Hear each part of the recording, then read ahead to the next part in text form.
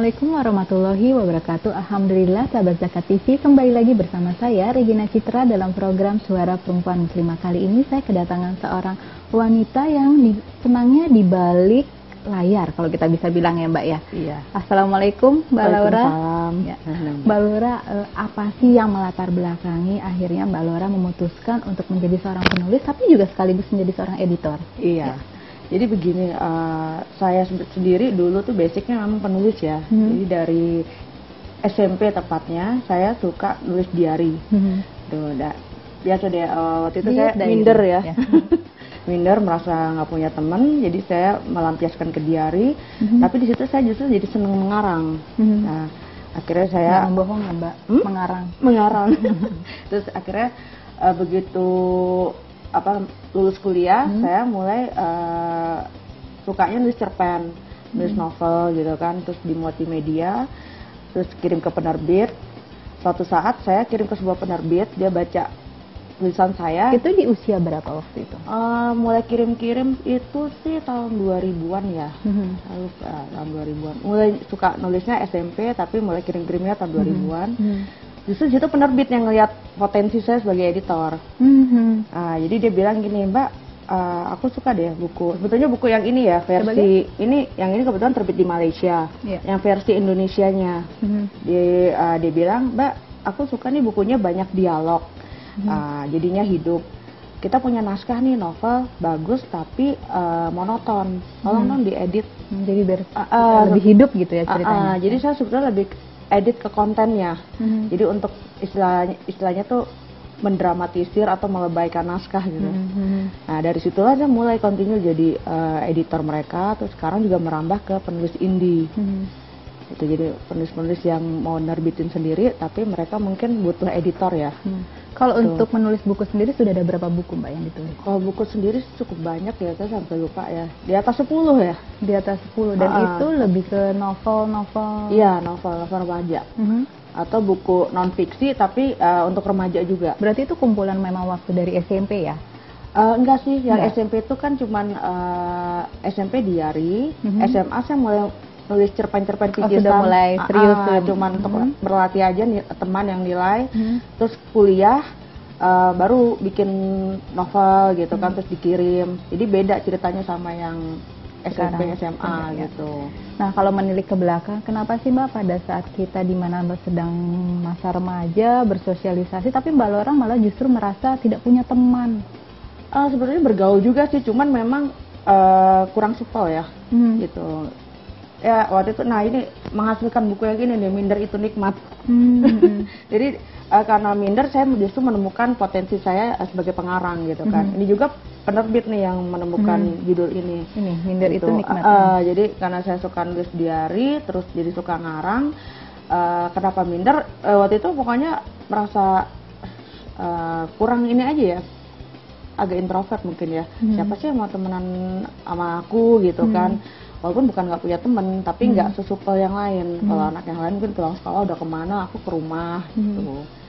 Jadi segala sesuatunya tadi dilampiaskan dengan diary ya. Itu di masa-masa SMP, lalu beranjak SMA mulai menulis cerpen. Dan di tahun 2000 sudah mulai masuk ke penerbit-penerbit. Dari media dulu. Dari sekian banyak buku, mana yang memang mewakili gitu atau mengidentitaskan Mbak Laura sendiri? Ini dari sekian buku, dan ini buku yang keberapa? Udah nggak ingat Mbak. Udah nggak ingat buku keberapa.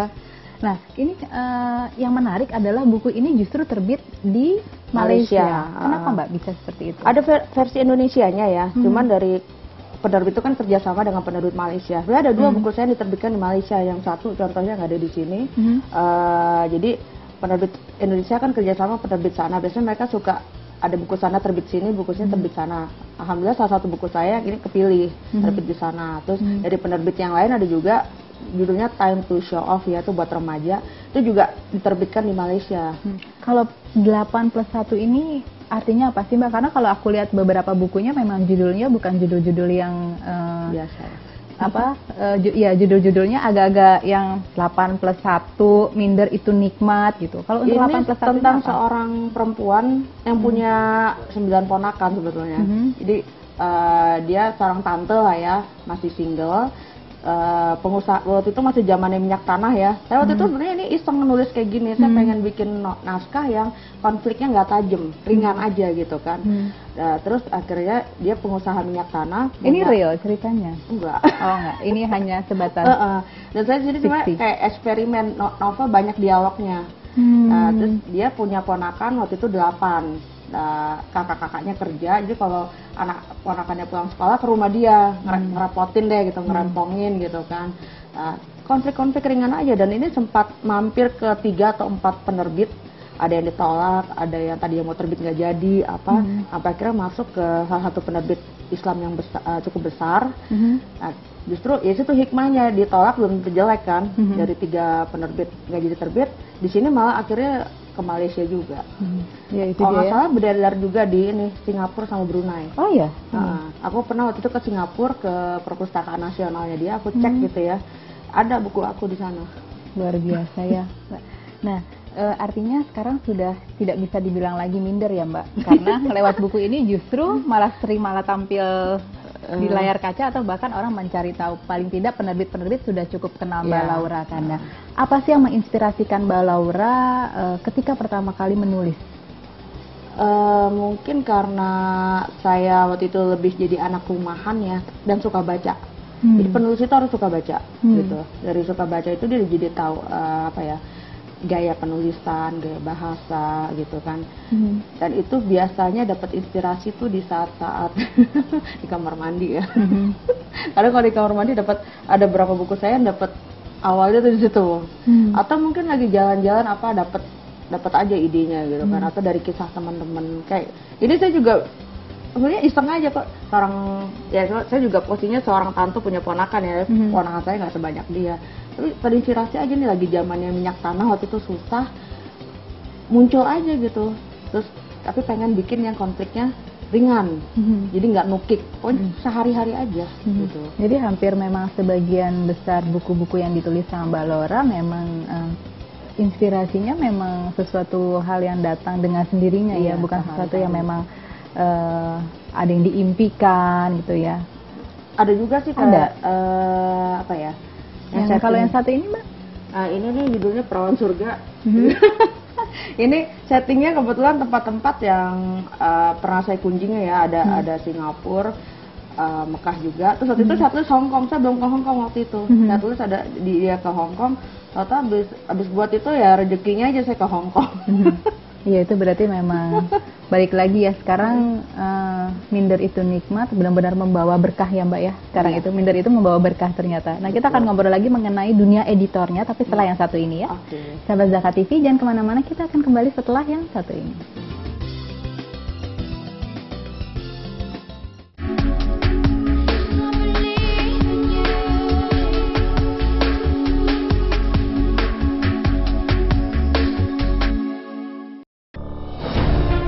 Ketika keindahan dunia merebak keselarasan, berbagi kemesraan.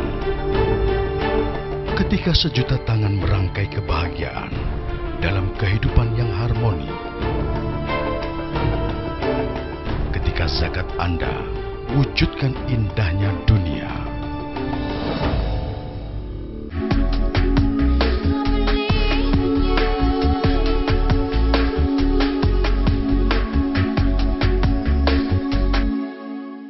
Sahabat Zakat TV, masih bersama saya Regina Citra dalam program Suara Perempuan Muslimah dan juga dengan Mbak Laura. Mbak Laura, nikmatnya menjadi seorang editor itu apa?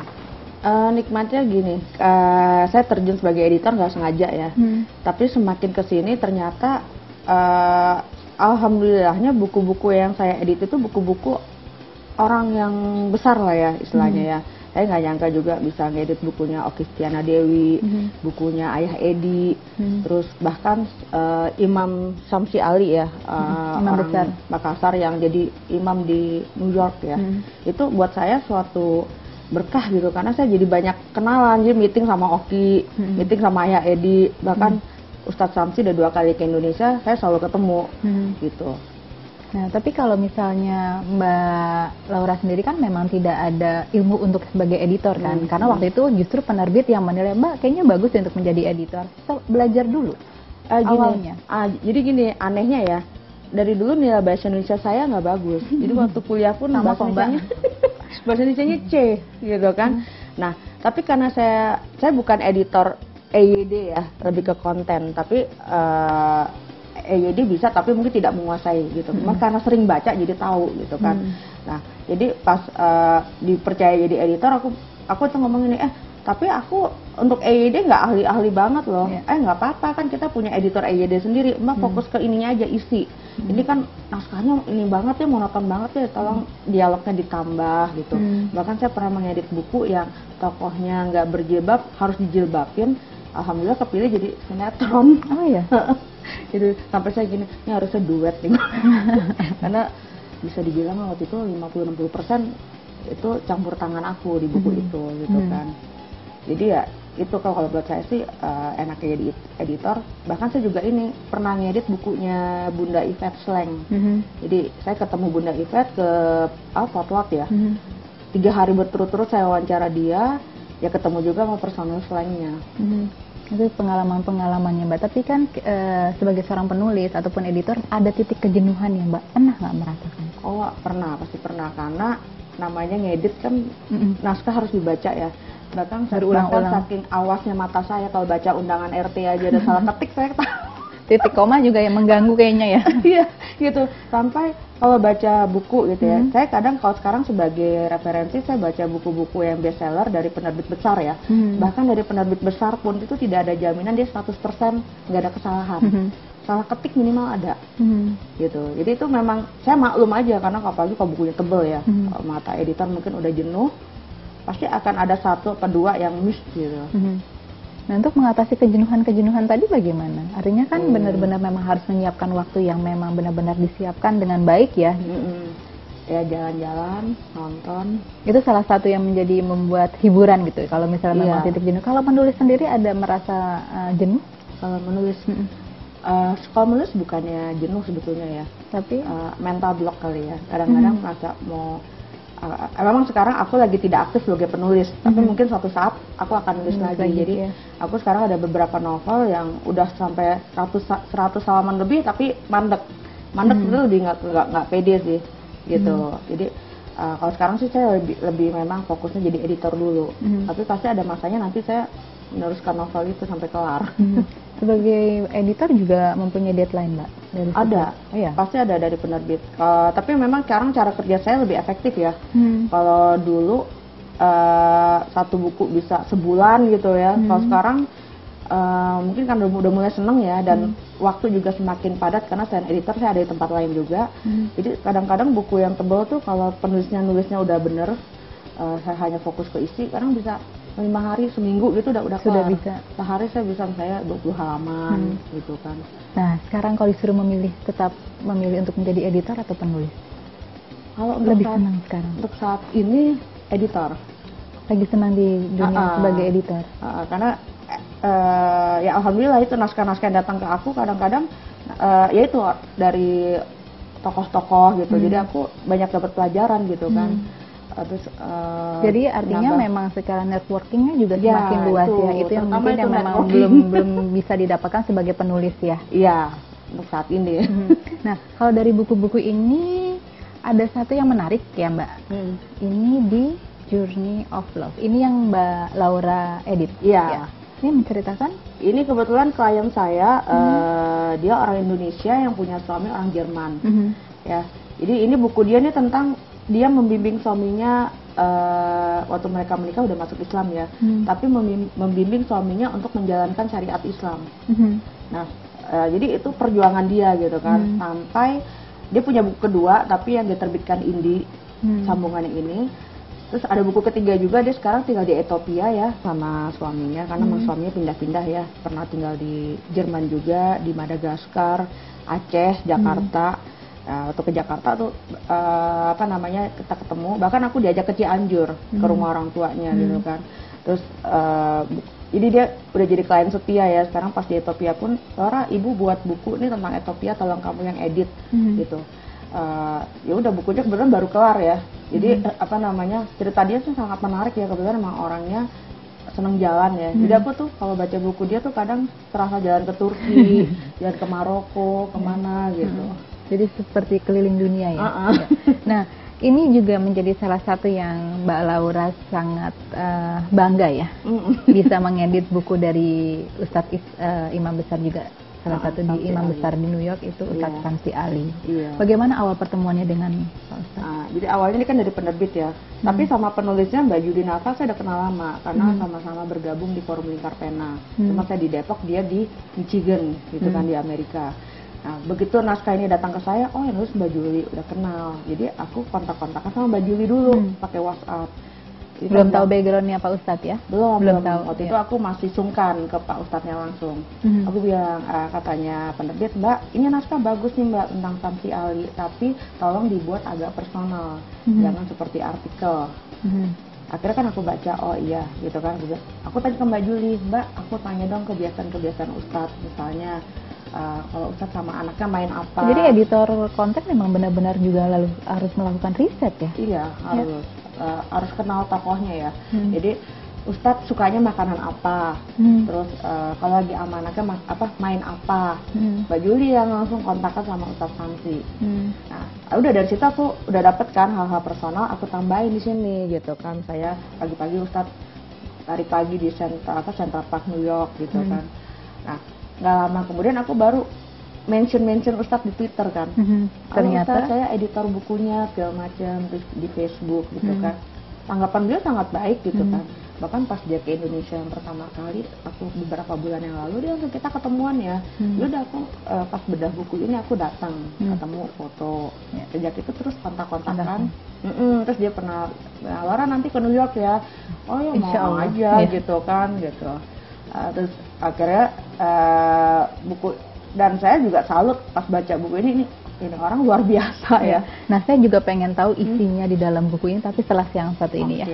Sahabat Zakat TV, jangan kemana-mana, kita akan kembali setelah yang satu ini.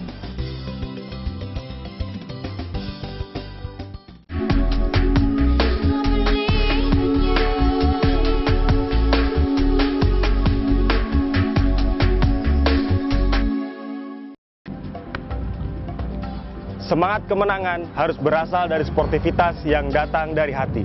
Saya Bawang Pamungkas, saya zakat di Dompet Duafa. Keluarga adalah sumber inspirasi saya. Kehangatannya datang dari hati. Saya Inneke Kusharawati, saya zakat Dompet Duafa. Berbagi memudahkan rezeki, karena datang dari hati. Saya Ipo Santosa, zakat di Dompet Duafa. Dompet Duafa.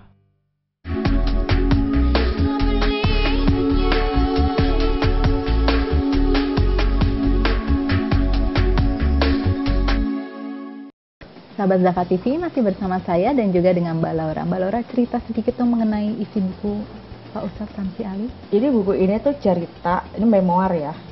Ini cerita dari sekelumit dia dari kecil, terus dia masuk pesantren di dia daerah Makassar ya. Terus kemudian dia kuliah di Pakistan, terus kemudian dapat tugas di Jeddah sampai akhirnya ke Amerika gitu kan. Nah, menurut aku kisah yang menarik ialah saat dia tugas di Amerika, karena dia tuh punya pemikiran yang sangat open mind gitu. Jadi aku tuh salut dengan cara dia berdakwah. Istilahnya nggak kaku. Contohnya, kalau saya nggak salah ingat dulu masjid-masjid di sana tuh dikelola oleh orang Lebanon ya, yang mungkin pola pikirnya agak kaku ya.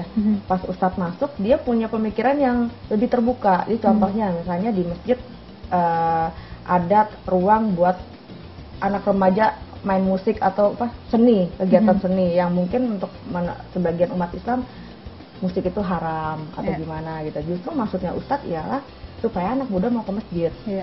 Atau dia juga inisiatif untuk melakukan dialog antar agama, lintas agama, supaya terjalin perdamaian. Jadi aku juga nambah wawasan pas baca ini, oh ternyata umat Islam di Amerika, Islam, Kristen, Yahudi itu ternyata tidak seperti yang media ceritakan sama ini gitu. Dan dia juga dekat kan dengan kayak Bill Clinton gitu kan, bahkan pernah ketemu kayak Oprah, selebriti sana gitu. Jadi aku mendapat kesempatan mengenal beliau, dan orangnya sangat low profile. Tiap aku WhatsApp dia bales gitu, itu aku komunikasinya baik gitu ya. ini orang luar biasa sekali gitu. Nah, kan Mbak Laura juga artinya merasa menjadi sesuatu ya, karena bertemu dengan beberapa tokoh-tokoh penting, salah satunya Pak Ustadz Samsi gitu. Bagaimana Mbak perasaan? Seneng, alhamdulillah gitu. Jadi memang ini tidak bisa diukur dengan uang. Jadi kadang-kadang kita suka mengukur segala sesuatu dengan uang kan. Aduh, misalnya kita merasa kerja gimana kok dapatnya cuma sekian gitu ya. Tapi semakin kesini saya bilang ada hal yang nggak bisa diukur dengan uang. Tadi gitu. ya ketemu dengan orang-orang. Ketemu orang luar biasa, terus menambah jaringan, dan insya Allah saya juga mungkin insya Allah bulan depan saya ke Amerika kan karena undangan beliau gitu. Jadi itu benar-benar nggak bisa diukur dengan uang gitu loh, Mbak. Nah, tapi kan di balik itu semua juga pasti menjadi seorang editor ada kesulitan. Biasanya kesulitannya di kesulitannya biasanya ini aja sih, kalau nah ini dibutuhkan kepiawaian seorang editor. Misalnya ada klien saya lah, kalau nulis itu dia kayak bahasa orang ngomong, bolak-balik gitu kan. Itu kan pusing ya. Atau dia menerjemahkan pakai Google, bahasanya nggak dinamis, kaku. Nah di sini kalau kita nggak jeli, nggak biasa nulis, nggak biasa baca, alurnya pasti bingung. Ya, misalnya tiba-tiba di awal nih pakai kata ganti orang pertama, atau di sini orang ketiga. Ini yang mana sih yang diomongin gitu kan? Tapi pas baca, oke ini sih ini gitu. Terus aku, Bu ini kayaknya salah ya Bu. Oh iya maaf, abis Ibu malas kan ada kamu. Jadi itu mungkin salah satu ceritanya, kita harus jeli sama alur cerita. Atau kadangkala kesulitan lain ialah pernah saya juga ngedit sebuah buku yang cukup menguras pikiran, karena kebetulan yang nulis waktu itu mungkin punya masalah ya. Jadi saya mengumpamakannya seperti ketemu polisi tidur gitu loh, pas ngedit kejedot. Jadi ini anggapnya udah bab 1 sampai 10 udah beres nih. Tiba-tiba saya masuk bab 15, ada hal yang harus ini bisa masuk bab 8 gitu. Saya rombak lagi kan, saya copy paste masuk sini, kan harus disusun lagi supaya nyambung. Terus ntar udah sampai bab keberapa, loh ini kan harusnya bisa masuk bab 2. Saya masukin lagi ke bab 2, cuman harus dibuat lagi supaya lebih nyambung. Nah itu. Terus itu pengalaman. Sampai pernah saking keselnya naskah itu saya banting gitu kan. Kan ada print outnya. Mesti gue apain sih naskah? Pusing, ini nulis gimana sih gitu. Tapi pas udah jadi alhamdulillah penulisnya ngomong gini, Mbak Laura kok kayak dukun sih? Dukun gimana? Kok misalnya gini, kok tahu suami saya suka menjawil dagu saya? Loh, itu saya cuma berandai-andai kalau ibu sama suami mesra kayak apa. Ternyata benar suaminya suka. Jadi memang seorang editor juga salah satunya benar-benar harus ya tadi ya, paling tidak kan walaupun hanya mengandai-andai tapi benar-benar mempelajari karakter. Iya, bahkan kalau misalnya ada kesempatan saya jarak jauh, saya telepon-teleponan sama dia. Atau ada kalanya kayak Ayah Edi, Oki, saya ketemu sama dia, ikut wawancara, ikut ngobrol gitu, pengen tahu cara dia ngomong, terus apa yang dia omongin gitu, atau pengen tahu yang dia mau tuh apa sih gitu kan. Gitu. Kalau misalnya nggak bisa ketemu karena jarak jauh atau sama-sama sibuk, bisa telepon atau email gitu kan. Nah, seorang penulis kan juga pasti mempunyai tokoh idola. Iya. Dari penulis juga? Iya, kalau untuk penulis saya suka Dan Brown.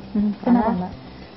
Dia itu bisa detail menggambar setting bangunan, setting tempat. Menurut saya dia detail banget, itu saya suka gitu loh. Karena saya sendiri kadang masih suka kesulitan, ini misalnya menggambarkan misalnya menggambarkan Masjidil Haram deh, saya harus detail gitu ya, itu saya kadang masih suka, itu ngomongnya gimana ya, lengkungan itu apa gitu. Tapi kalau baca punya Dan Brown, saya Da Vinci Code, terus karya-karya dia itu detail sekali gitu loh. Cara dia menggambarkan tuh bagus banget. Deskripsi tentang setting itunya ya, tempatnya sangat luar biasa. Nah Mbak, tipsnya menjadi editor yang baik seperti apa? Ini menurut versinya dari Mbak Laura ya.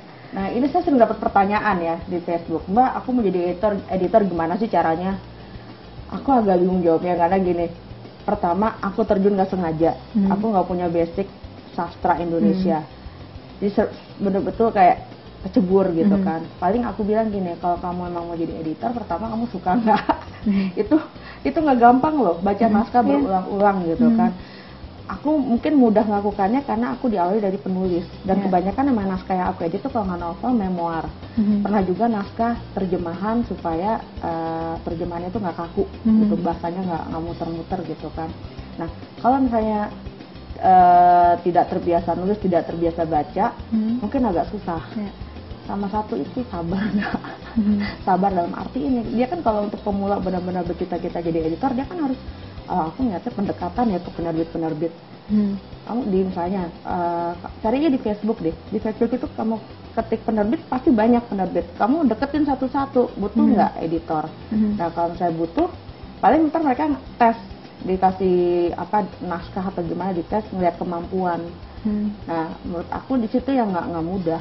Gitu. Itu ya menjadi salah satu tantangan juga ya menjadi seorang editor. Tapi kalau dia suka pasti dia kejar terus kan. Seperti Mbak Laura sekarang ya, karena sudah merasakan nikmatnya tadi ya, paling tidak yang mungkin tidak dapat ketika Mbak Laura menulis tadi bertemu dengan tokoh-tokoh yang kita anggap penting gitu ya, dan di sekitar kita. Banyak belajar juga dari mereka. Nah harapan ke depannya Mbak Laura apa? Harapan ke depan tentu aja saya pengen one day sih juga pengen ada novel saya yang bestseller ya, gitu. Juga mungkin mengedit buku-buku. Tapi saya lebih tertarik buku-buku ini sih, kayak novel, memoir gitu, atau autobiografi gitu kan. Saya juga pasti ingin mengedit buku-bukunya orang yang lebih apa ya, bukan lebih besar ya, tokoh-tokoh gitu kan. Tapi tentu aja saya juga nggak mau sembarangan, maksudnya dalam arti kalau saya merasa tidak bisa menguasai naskah itu, saya enggak. Tidak. Contohnya, jadi kita bisa mengukur diri kita ya. Jadi contohnya misalnya politik, waktu itu ada teman yang mau nggak apa politik banget. Saya merasa politiknya aja pusing deh, enggak deh. Gitu. Karena mungkin bukan nggak mampu, tapi butuh apa ya, kerja keras lagi ya. Dan kalau itu bukan bidang saya, lebih baik jangan.